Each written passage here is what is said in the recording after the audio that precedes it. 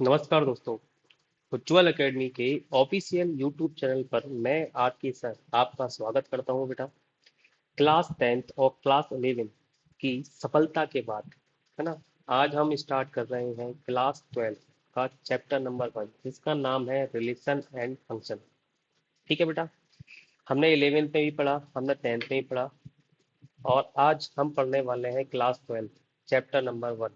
बेटा, इस चैप्टर को पढ़ने से पहले हम इसके बारे में थोड़ा सा जान लेते हैं, मतलब इसका कुछ इंट्रोडक्शन वाला पार्ट हम कर लेते हैं। कि बस इंट्रोडक्शन मीन्स कि भाई हमें इस चैप्टर में क्या पढ़ना है, कितना पढ़ना है ना, भाई रिलेशन क्या होता है, फंक्शन क्या होता है, हमें इसके बारे में थोड़ा सा जान लेना है। ठीक है बेटा, तो चलिए बेटा, ये वाला जो हमारा पार्ट है बेसिकली ये 2 पार्ट में डिवाइड होता है। मैं आपको बताऊं, एक होता है हमारा रिलेशन और एक होता है हमारा फंक्शन। तो हम क्या करेंगे, इसको 2 पार्ट में डिवाइड करेंगे। तो पहला पार्ट है आपका रिलेशन और दूसरा पार्ट है बेटा आपका फंक्शन। क्या इतना क्लियर हुआ? चलिए भाई, सबसे पहले हम जानते हैं कि भाई रिलेशन होता क्या है। रिलेशन के बारे में जान लेते हैं। तो पहले हम सबसे पहले जानेंगे कि भाई रिलेशन क्या होता है।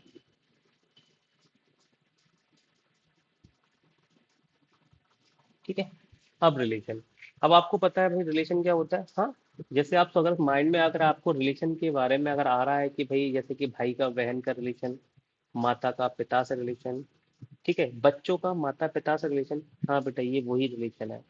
ठीक है, अब यहाँ क्या होता है, मैथमेटिक्स में जो रिलेशन होता है वो होता है सेट के बीच में। अब बोलेंगे सेट, देखो बेटा, आपको पता है कि भाई सेट हम पढ़ चुके हैं क्लास 11th में। सेट क्या होता है थोड़ा सा मैं आपको यहाँ बता देता हूँ। चलिए सेट के बारे में जान लेते हैं कि भाई सेट क्या होता है। ठीक है, सेट क्या होता है, सेट क्या होता है, well defined collection of data. Well defined collection, well defined collection of data. मान लेते हैं कोई डाटा है या कोई इंफॉर्मेशन है, और उसका हम अब क्या करें, वेल डिफाइंड मतलब अच्छे तरीके से कलेक्शन करते हैं। ठीक है, उसे हम बोलते हैं सेट। ठीक है बेटा, जब भी मैथमेटिक्स में रिलेशन की बात की जाएगी तो ध्यान रखना, हमेशा जो रिलेशन होता है दो सेट के बीच में ही होता है। मान लेते हैं, मैं आपको बता देता हूँ कि भाई सेट ए है। ठीक है, सेट ए के अंदर कुछ ना कुछ एलिमेंट होंगे, मतलब मान लेते हैं 1 है, 2 है, 3 है। इतना क्लियर हुआ? एक सेट हुआ आपका बी, बी के अंदर भी बेटा आप क्या हुई, कुछ एलिमेंट होंगे। मान लेते हैं यहाँ है 4 है, 5 है, 6 है। क्या इतना क्लियर हुआ? तो भाई सेट ए का सेट बी के साथ हमें रिलेशन बताना है। ध्यान रखना, जो रिलेशन बताएंगे तो रिलेशन किसके इक्वल होता है बेटा, रिलेशन होता है हमारा ए क्रॉस बी के इक्वल। अब आपने 11 में पढ़ा होगा सर ये ए क्रॉस बी क्या होता है, बेटा हम इसे बोलते हैं कार्टेशियन प्रोडक्ट। ठीक है, तो ए क्रॉस बी को हम क्या बोलते हैं, कार्टेशियन प्रोडक्ट। हम इसे कार्टेशियन प्रोडक्ट बोलते हैं। तो यहाँ एक फंक्शन निकल के आता है कि भाई जो रिलेशन होता है ना बेटा, या तो सबसेट होगा या इक्वल होगा किसके बेटा, कार्टेशियन प्रोडक्ट के, मतलब ए क्रॉस बी के। क्या बात समझ में आई? तो बेटा ये होता है हमारा रिलेशन किसका, दो सेट का। समझ में आया? चलिए भाई, अब सर सीख लेते हैं कैसे होता है ये रिलेशन, जान लेते हैं भाई। चलिए, हम ध्यान रखना बेटा, हम क्या कर रहे हैं अभी, हम रिलेशन और फंक्शन का इंट्रोडक्शन वाला पार्ट कर रहे हैं। हम यहाँ इंट्रोडक्शन कर रहे हैं। ठीक है, हम यहाँ इंट्रोडक्शन वाला पार्ट कर रहे हैं। चलिए आगे बढ़ते हैं। अब आपने देखा बस सेट ए क्या रिलेशन, तो एक बार इसके लिए आपने अगर एरो डायग्राम सीखा है तो देख लीजिए, अगर एरो डायग्राम कैसे बनाते हैं। ठीक है, ये हमने क्या बना लिए, दो ओवल बना लिए। ये है आपका सेट ए और ये है बेटा आपका बी। चलो मैं कलर चेंज कर लेता हूँ। तो सेट ए के अंदर क्या एलिमेंट है बेटा हमारा, 1, 2, 3। और बी के अंदर क्या एलिमेंट है बेटा हमारे पास, 4, 5 एंड 6। क्या इतना क्लियर हुआ? अब देखिए बेटा रिलेशन कैसे निकालते हैं। भाई ए का जो रिलेशन होगा वो किसके साथ होगा, 4 के साथ होगा। इतना क्लियर? ठीक है, और बी का हमारा रिलेशन होगा सॉरी ए का रिलेशन किसके साथ होगा, 4 के साथ। ए का रिलेशन किसके साथ होगा बेटा, 5 के साथ भी होगा। और ए का जो हमारा रिलेशन होगा वो किसके साथ में होगा बेटा, 6 के साथ में भी होगा। क्या इतनी बात क्लियर हुई? सेम। तो भाई ए का रिलेशन किसके साथ हुआ, चलो बताते हैं भाई। तो ए का जो रिलेशन होगा, सॉरी 1 का जो रिलेशन होगा वो 4 के साथ में होगा। 1 का जो रिलेशन होगा वो 5 के साथ में भी होगा। और 1 का जो रिलेशन होगा वो 6 के साथ में भी होगा। क्या इतनी बात क्लियर हुई? सेम इसी तरह से, सेम इसी तरह से बेटा हम बात करें। एक मिनट जाइए, चलो क्या हो जाएगा, ठीक है। ठीक है, इसी तरीके से बेटा क्या होगा, 2 का रिलेशन होगा, 2 का रिलेशन किसके साथ में होगा, 4 के साथ में। 2 का रिलेशन किसके साथ में होगा बेटा, 5 के साथ में। और 2 का ही रिलेशन किसके साथ में होगा बेटा, 6 के साथ में। लिख लेंगे बेटा यही, चलो लिख लेते हैं भाई कि भाई 2 का रिलेशन किसके साथ में होगा, 4 के साथ में होगा। 2 का रिलेशन किसके साथ में होगा बेटा, 5 के साथ में होगा। और 2 का रिलेशन हमारा 6 के साथ में होगा। एज इट इज ऐसे ही कि भाई 3 का रिलेशन किसके साथ में होगा, 3 का रिलेशन होगा 4 के साथ में। और 3 का रिलेशन होगा हमारा 5 के साथ में। और 3 का रिलेशन होगा बेटा हमारा 6 के साथ। क्या बात समझ में आई? तो बेटा ये होता है हमारा रिलेशन। अब बोलोगे सर ये रिलेशन निकालने पड़ेंगे, बिल्कुल निकालने पड़ेंगे। बेटा देखो, हमें कोई सेट दिया गया होगा और हमें दी गई होगी कंडीशन। उस कंडीशन को फॉलो करते हुए हमें रिलेशन निकालना है। क्या बात समझ में आई? तो बेटा ये होते हैं हमारे रिलेशन। ठीक है। अब रिलेशन कितने टाइप के होते हैं? ठीक है, रिलेशन समझ में आया कि भाई मैथमेटिक्स में क्या होता है कि भाई दो सेट होते हैं। उन दो सेट का क्या होता है बेटा, जो आपस में रिलेशन होता है वो किस फॉर्म में होता है, वो होता है हमारा कार्टेशियन प्रोडक्ट के फॉर्म में। इतना क्लियर हुआ? अब आपको पता है कि भाई जो रिलेशन होता है वो क्या होता है, या तो सबसेट होगा किसका, ए क्रॉस बी का, या फिर वो इक्वल होगा किसके, ए क्रॉस बी के। अब ये हम लोगों ने सिर्फ इतना ही पढ़ा था। उम्मीद करता हूँ कि आपको इतना समझ में आया होगा। अब चलती है अब चल अपने आगे चलते हैं। और इसके हम क्या सीखेंगे बेटा, टाइप सीखेंगे। इसके हम टाइप सीखते हैं, कौन कौन से टाइप के होते हैं। देखिए, अगर मैं यहाँ बात करूँ टाइप्स ऑफ रिलेशन, अगर मैं यहाँ टाइप्स ऑफ रिलेशन की बात करूंगा, तो बेटा ध्यान रखना ये 2 टाइप्स के होते हैं। कितने टाइप्स के होते हैं, 2 टाइप्स के होते हैं।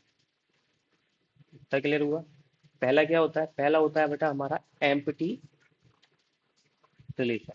फर्स्ट वन क्या होता है बेटा, हमारा एम्प्टी रिलेशन होता है हमारा।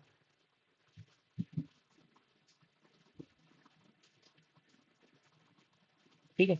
अब बोलेंगे सर एम्प्टी रिलेशन क्या है, इसको हम इंडिकेट करते हैं बेटा फाई से। इतना क्लियर हुआ? अब एम्प्टी रिलेशन क्या होता है, अब मैं आपको बता देता हूँ भाई एम्प्टी रिलेशन क्या होता है। अब देखिए, अब मैंने क्या, एक मैं यहाँ पे आप एक क्वेश्चन लेता हूँ यहाँ पे, उस क्वेश्चन के माध्यम से आपको प्रॉपर समझ में आ जाएगा।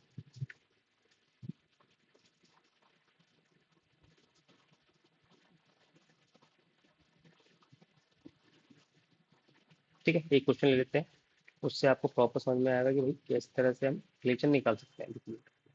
मैंने माना कि भाई सेट ए के क्या एलिमेंट है, 1 एंड 2 है। सेट बी के अंदर क्या है बेटा, आपके एलिमेंट क्या है, 3 एंड 4 है। इसका क्लियर हुआ? हमें कंडीशन दी गई है, हमें क्या एक कंडीशन दी गई है कि बेटा कि x is such that y square equal to x. ये हमें कंडीशन दी गई है। ठीक है, अब हम देखेंगे बेटा, अगर मैं हमें फंक्शन वाई, हाँ हमें क्या दिया हुआ है, वाई स्क्वायर इक्वल टू क्या दिया है, एक्स, मतलब एक्स इक्वल टू क्या दिया है बेटा हमें, वाई स्क्वायर। हमें क्या करना है, और हम दोनों का हम रिलेशन निकालते हैं। तो पहले तो हम रिलेशन निकालेंगे। तो भाई रिलेशन किस तरह निकालते हैं, आपको मैंने अभी बताया था कि भाई 1 का रिलेशन किसके साथ में होगा, 3 के साथ में। तो 1 का रिलेशन 3 के साथ में। 1 का रिलेशन किसके साथ में होगा बेटा, 1 का रिलेशन होगा 4 के साथ में। और 2 का रिलेशन, जब 1 का रिलेशन किसके साथ में हुआ, 4 के साथ में। मैं कलर चेंज कर लेता हूँ जिससे और आपको समझ में आएगा। देखिए, अब 2 का रिलेशन किसके साथ में होगा बेटा, 3 के साथ में। तो 2 का रिलेशन हुआ 3 के साथ में। और और टू का रिलेशन किसके साथ में होगा बेटा, टू का रिलेशन होगा फोर के साथ में। क्या इतनी बात समझ आई? तो ये हुआ बेटा हमारा रिलेशन। इतना क्लियर हुआ? अब ध्यान से देखना, यहाँ मैंने कंडीशन क्या बताई है आपको, यहाँ मैंने जो आपको कंडीशन बताई है वो ये बताई हुई है कि भाई कंडीशन क्या है कि वाई स्क्वायर इक्वल टू क्या है, एक्स। या हम बोल सकते हैं कि भाई एक्स किसके इक्वल है, वाई स्क्वायर के इक्वल है। तो ध्यान रखना, अब आप समझो भाई ये एक्स क्या होता है, वाई क्या होता है, इसको भी समझ लो। ध्यान रखना है, आपने नाम सुना होगा, देखो पहले तो मैं समझा देता हूँ, एक्स वाई है ना, इस फॉर्म में लिखे हुए हैं। तो बेटा एक्स होता है हमारा डोमेन, एक्स हमारा क्या होता है, एक्स को बोलते हैं डोमेन और वाई को बोलते हैं हम रेंज। अब सर हमें याद कैसे रहेगा, ध्यान रखना, एक डोमेन पुट किया जाता है, निकल के क्या आता है, रेंज। इतना क्लियर हुआ?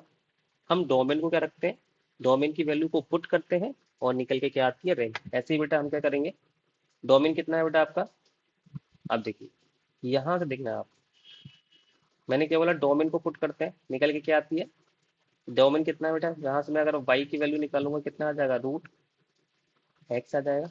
आएगा कि नहीं आएगा? तो डोमेन पुट करते हैं तो वही एक्स की वैल्यू मैं क्या पुट करूँ, वन। अगर मैं एक्स की वैल्यू वन पुट करता हूँ तो बेटा वाई की वैल्यू क्या थ्री आ रही है क्या, नहीं आ रही। क्या मैं एक्स की वैल्यू वन पुट करता हूँ तो वाई की वैल्यू फोर आ रही है क्या, नहीं। क्या एक्स की वैल्यू में टू पुट करता हूँ तो क्या एक्स की वैल्यू टू पुट करने पर क्या आ रहा है बेटा, थ्री आ रहा है क्या, नहीं। क्या मैं एक्स की वैल्यू यहाँ टू पुट करूँ तो फोर आएगा क्या, नहीं। बात समझ में आया? इसका मतलब कोई भी कंडीशन फॉलो नहीं हो रही है, नहीं हो रही है। इस कंडीशन को, इस रिलेशन के साथ ये कंडीशन कोई भी फॉलो नहीं हो रही है। जब कंडीशन फॉलो नहीं होती है बेटा तो हम उसे बोलते हैं एम्प्टी सेट या एम्प्टी रिलेशन। क्या बात समझ में आई? यहाँ कोई भी कंडीशन, ये वाली कंडीशन इस रिलेशन के साथ में फॉलो नहीं हुई, इसका मतलब बेटा यहाँ कौन सा रिलेशन हुआ, यहाँ हुआ एम्प्टी रिलेशन। मैं उम्मीद करता हूँ कि आपको समझ में आया होगा। चलिए आगे चलते हैं भाई।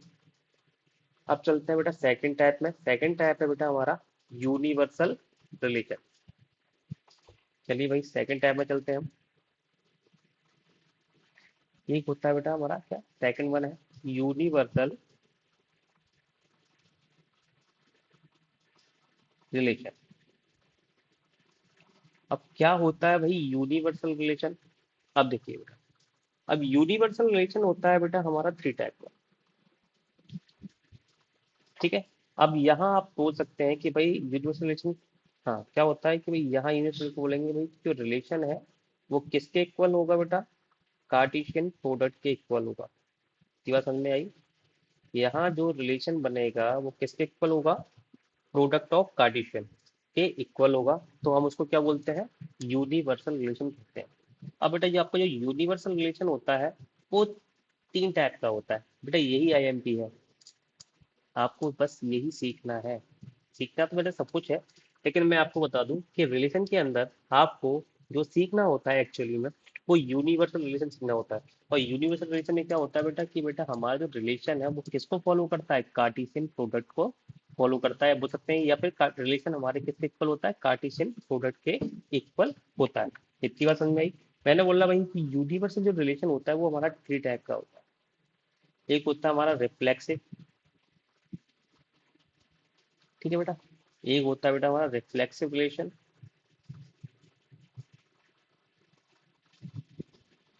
दूसरा होता है बेटा हमारा सिमेट्रिक, ठीक है, सिमेट्रिक रिलेशन, और थर्ड वन होता है बेटा हमारा ट्रांजिटिव, ट्रांजिटिव रिलेशन।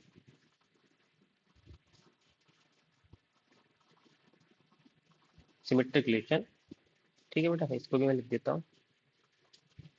अब बोलेंगे भाई रिफ्लेक्सिव क्या होता है, अब ध्यान से सुनो। मान लेते हैं कि भाई यहाँ कोई आपने इमेज बनाई, आप यहाँ खड़े हो, ठीक है, ये क्या है, मिरर है। अब मिरर में भी क्या हुई बेटा, आपका जो इमेज बनेगी वो कैसी बनेगी, बिल्कुल आपकी एज इट इज बनेगी। तो बेटा वो कैसा हुआ, देखो आप जैसे हो वैसी तो आपकी इमेज बनेगी मिरर के अंदर। तो बेटा ऐसे ही ध्यान रखना, मान लेते हैं कि भाई डोमेन है वन, तो बेटा रेंज भी कितनी आनी चाहिए हमारी, वन ही आनी चाहिए। क्या इतनी बात क्लियर हुई? एग्जाम्पल एक और लेते हैं बेटा हम, जैसे मैंने कहा बेटा कि भाई आपका डोमेन ए है तो बेटा आपका रेंज भी कितना आना चाहिए, ए ही आनी चाहिए। ठीक है, मैंने कहा बेटा कि अगर आपका डोमेन टू है, मतलब एक्स की वैल्यू टू है तो बेटा वाई की वैल्यू भी टू ही आनी चाहिए। ठीक है, मतलब हम बोल सकते हैं कि भाई डोमेन इक्वल टू क्या, डोमेन किसके इक्वल होना चाहिए बेटा, रेंज के इक्वल होना चाहिए। क्या इतनी बात समझ में आई? जब डोमेन इक्वल टू रेंज होता है तो ध्यान रख लेना, तो वो रिलेशन कैसा होता है, रिफ्लेक्टिव रिलेशन, रिफ्लेक्सिव रिलेशन होता है। इतनी बात क्लियर हुई? जैसे मैंने बोला कि भाई यहाँ वन है, और वन की इमेज क्या बनेगी बेटा, वन ही बनेगी। इतना क्लियर हुआ? टू है, टू की इमेज भी क्या बनेगी, टू ही बनेगी। ए है, ए की इमेज भी क्या बनेगी, मान लो मैंने यहाँ रख दिया सी, तो भाई सी की इमेज भी तो सी बननी है। तो इस टाइप के रिलेशन को हम क्या बोलते हैं, रिफ्लेक्सिव रिलेशन बोलते हैं। इतनी बात क्लियर हुई?